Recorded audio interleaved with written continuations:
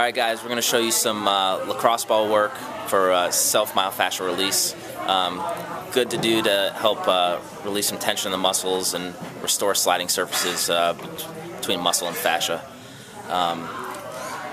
Good to do pre-workout, pre-stretching, dynamic stretching, but also great to do 20 or 30 minutes after a workout, after your muscles have calmed down and they've loosened up a little bit.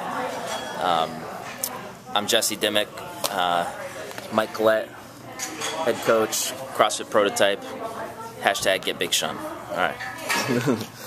Alright, first thing we're going to do is the upper trap stretch with the balls. This is a good one to do. Good one to do to help clear up the tissue in the neck. You'll notice your overhead motion with this is actually very good afterwards. This is also a good one to do pre-overhead motions. So Mike just puts the lacrosse ball underneath his trap. You can bridge up with the hips a little bit. That will put a little more pressure into the ball. And then you can just do some simple arm movements.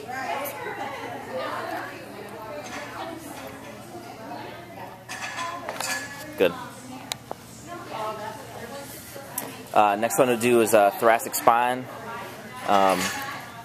Good for here is 2 lacrosse balls together, or what we've done here is we've taped 2 together. Here we're going to place the balls right in between the scapulas, right in your T-spine.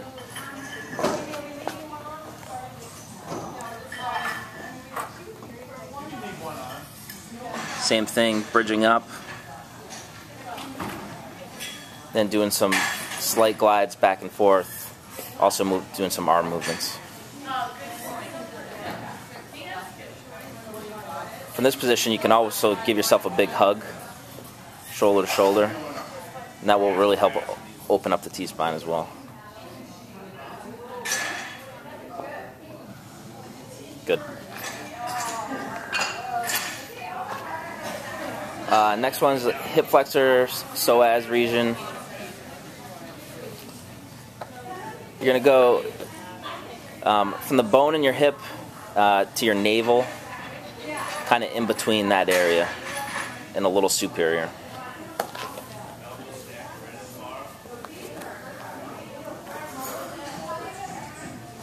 Now with all these movements, you're going to make some solid tissue change, you're going to want to work them for 1 to 2 minutes each. This one really important to breathe through and help relax the abs. Good. From there, we'll move down to the medial quad. Yep.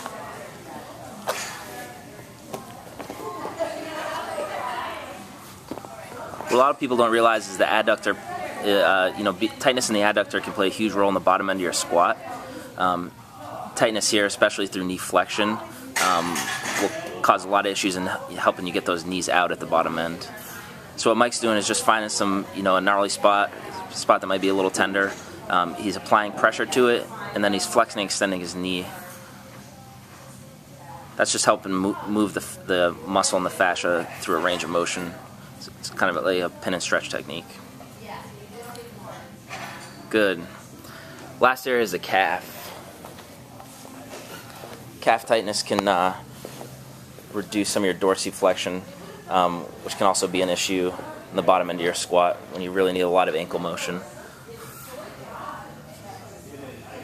This one, to start, you can just place your foot on top of it. To give it a little more pressure, you just cross your leg over. Same idea here is, trolling for some spots.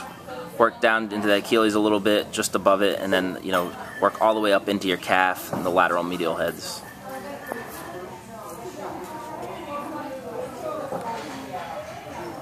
Alright, that's it. Peace.